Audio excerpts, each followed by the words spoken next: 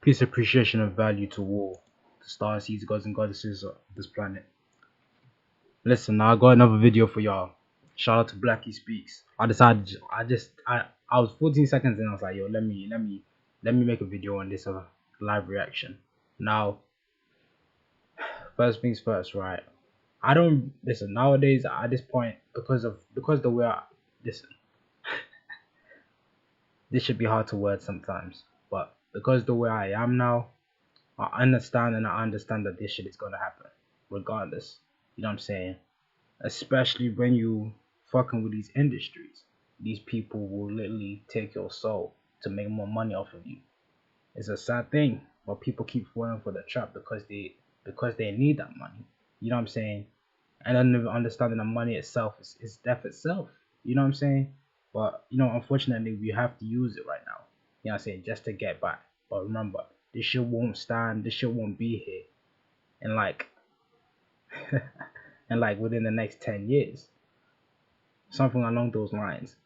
Money is fake. Money is, you know what I'm saying, it's a negative energy. You know what I'm saying?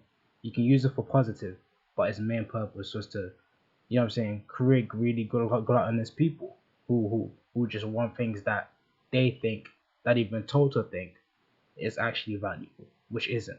But let's carry on with the video.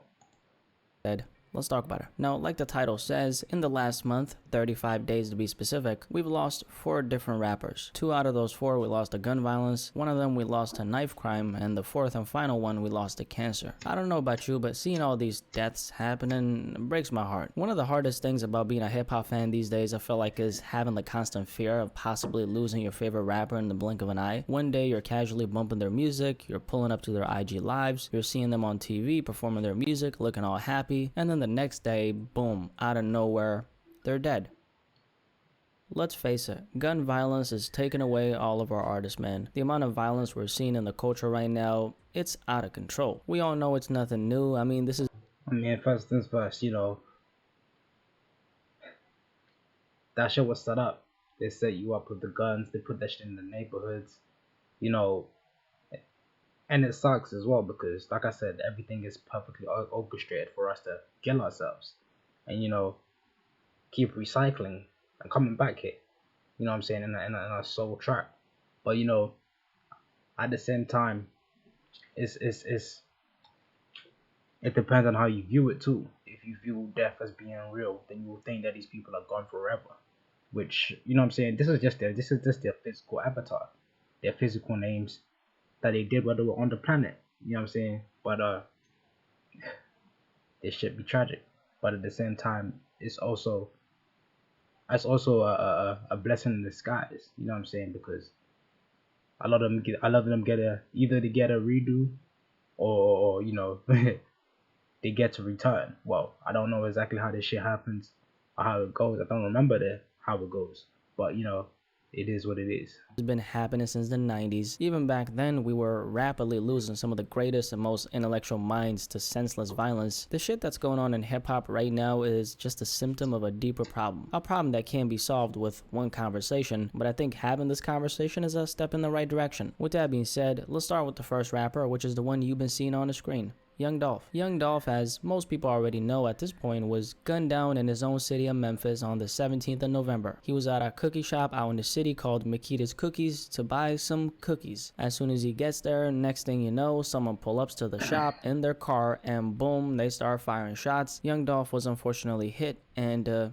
he unfortunately died. I think the passing of Young Dolph hit so hard for a couple reasons. Number one, Dolph just had a very motivating and inspiring presence overall. He was a real go-getter, most definitely a boss. A lot of people look towards him as a source of inspiration, so to see him getting taken away in this kind of fashion, it's sad, it's heartbreaking, and it should have never happened. The second rapper we've lost in the last Should be crazy. And the craziest thing about it too is not only do they sacrifice you, know what I'm saying, over and over again to obviously keep other people in the pressure and keep them distracted from other things that they're trying to orchestrate.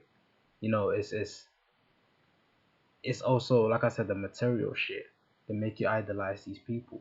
You know what I'm saying? And then you feel this deep pain when they do pass away. It's just all set up to keep you constantly distracted and away from things and at a low vibration because you feel that pain. You know what I'm saying? You feel that death pain that they've taught you, that they've programmed into you. You know what I'm saying?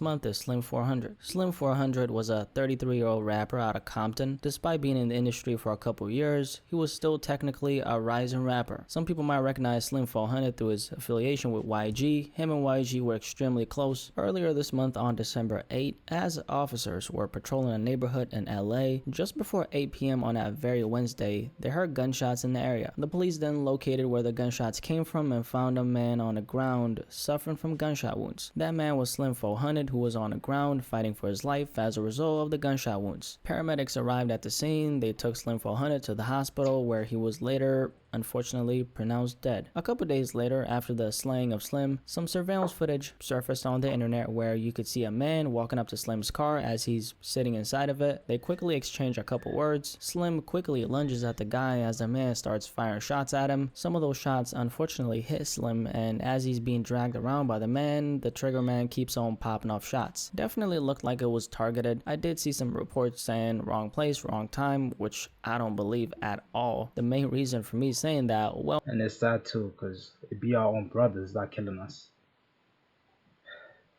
Like I said, they set this shit up perfectly for us to destroy it, to destroy ourselves. You know what I'm saying? And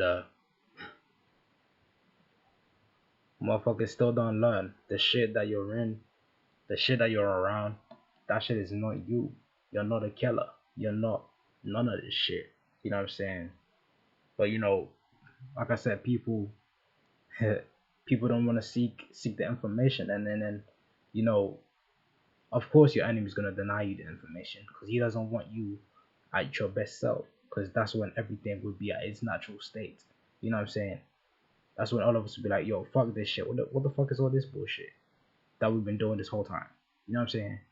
number one, Slim grew up in the streets, so the likelihood of this being some random attack is very low because of that. And plus, on that surveillance footage I was describing, the trigger man not only walked up to Slim's car before he shot him, but he also looked him dead in the eyes and went out of his way to exchange words with him before he shot him. That's a clear indication and sign that it was most likely personal. And the other thing is, this ain't the first time Slim's got shot at. In 2019, Slim 400 actually survived a shooting that he was the target of. The shooting took place in his own block while he was out there visiting family in Compton. Apparently he got ambushed, got hit 9 times, and luckily somehow still recovered from that. Now that was of course back in 2019, over 2 years ago. 2 years later in 2021, Slim 400 unfortunately got taken out, and that's where his story ends.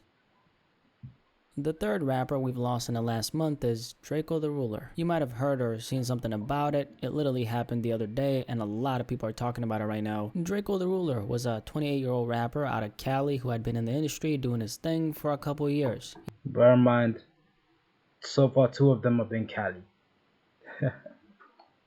Two of them have been LA. And LA is some sacred land. But at the same time, that land's being used right now for, sex trafficking, pedophilia, Hollywood, the adrenochrome, all of that shit. You know what I'm saying? That's one of their main bases. I won't even lie to you. You know what I'm saying? This is why material, like not even material, but Cali seems so fake to me. Like if I went to Cali, I would just be sensing all types of negative energy from the people and the environment.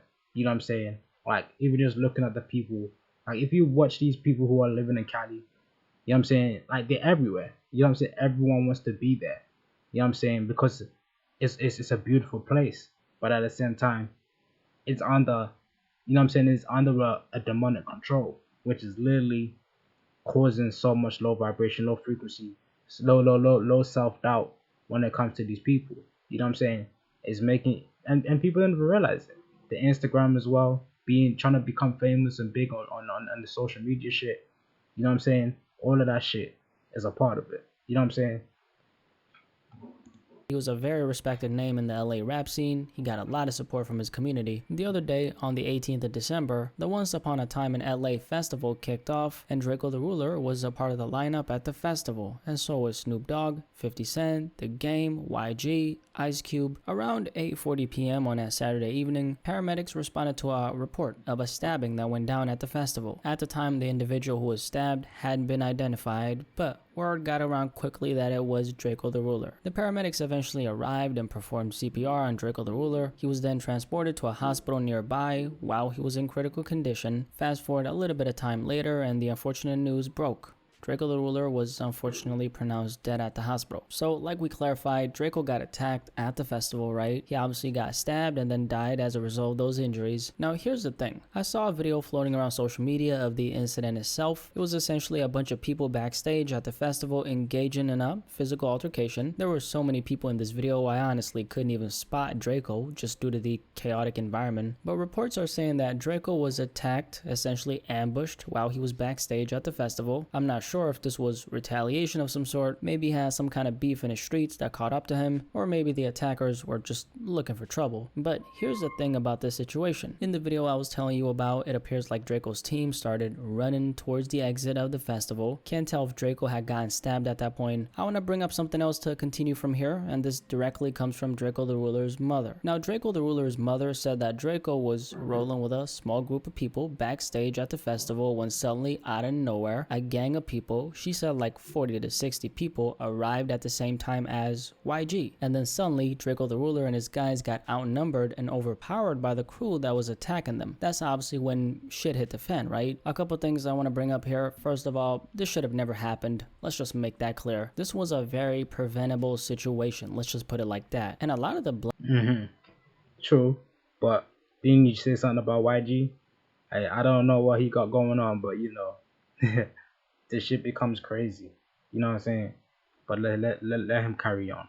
blame should be directed towards the organizers of the festival, because how the hell did someone sneak that knife into the festival? Clearly, and I mean clearly, they were lacking on a security department. The fact that someone was able to sneak in a knife into the event and then stab Draco the Ruler with that same knife is crazy. And the second thing I want to bring up, Draco the Ruler unfortunately was way too exposed at this festival. The fact that whoever attacked him got so close to him to the point where they were able to stab him in the neck tells me everything I need to know. Here's the thing, man, if you're a rapper who raps about that street shit and you're performing at a festival, you need to be moving very cautiously. The atmosphere of these kinds of festivals is very relaxed. I've been a couple myself, so I know that. So I get how one could get caught up in the moment. Since I don't know how Draco was moving at the festival, I can't really speak on that. Maybe him and his guys usually move very militant, and this time they just got caught.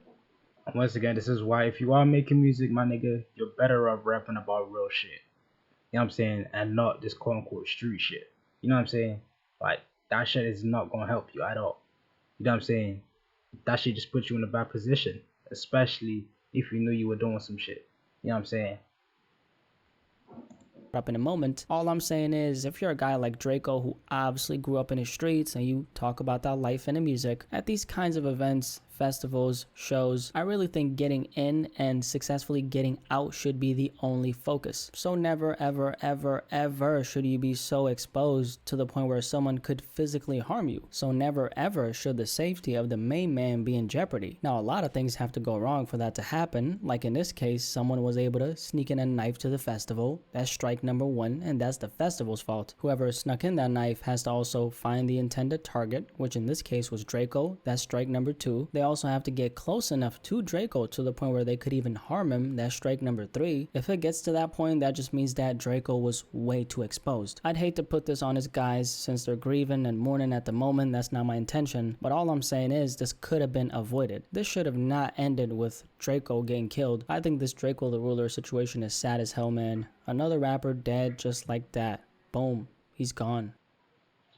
Now, the fourth and final rapper we've lost in the last month, which is Kango Kid. Kango Kid was a rapper who was big in the 80s. He was a part of a hip-hop collective called UTFO, which stands for Untouchable Force Organization. Back in February of this year, Kango Kid was diagnosed with stage 4 colon cancer. He was documenting his entire journey through social media, even went on the news talking about it. And once again, like I always say, the food is very important. What you're eating is very important. You know what I'm saying? like colon. You know what I'm saying? I can only imagine how much meat, and this is a lot of us, how much meat and shit we just eat. I won't lie to y'all. I had some meat yesterday. You know what I'm saying? And some cheese, man. That shit went through, bro. That shit fucked up my insides. See what I'm saying? After what, almost another year of you know what I'm saying, practicing eating healthy. You know what I'm saying? But like, dude, you know what I'm saying? I couldn't take one day, and now I'm gonna fast. I'm probably gonna fast for a few days now, cause that shit is, you know what I'm saying? So, you know what I'm saying? The food that you put in your body is extremely important. And if you are eating stuff, you gotta cleanse it out. You gotta take care of your body. Your inside reflects your outside. You know what I'm saying? Like internally reflects your out external. You know what I'm saying? So, hey man. As the weeks and months kept on passing though, Kango Kid's health unfortunately started deteriorating, and the other day, at the age of 55, he lost his battle with cancer and passed away. I actually wasn't that in tune with Kango Kid's story. I did know about this record called Roxanne Roxanne that Kango Kid was a part of. It's a song that was really hot back in the day, specifically in the 80s. The record was by the collective that he was a part of, UTFO, so that was their big break back then. A lot of my old heads out there who've been listening to hip hop for a while, you guys might have known about Kango Kid. But yeah, I guess it's safe to say that it's been an unfortunate month for hip hop. RIP to Young Dolph, Slim 400, Draco the Ruler, and Kango Kid. The amount of artists we've lost, man. May their souls return to, you know what I'm saying, return to the cosmos once again. You know what I'm saying? I hope y'all niggas, you know what I'm saying? I hope y'all are straight. You know what I'm saying? I hope y'all in true love and value. You know what I'm saying? Remembering everything in full. But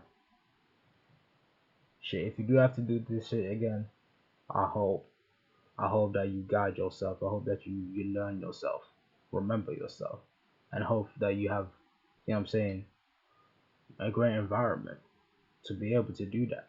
You know what I'm saying? I would want to do that for my children. You know what I'm saying? And all of this once again, it's always starting with childhood.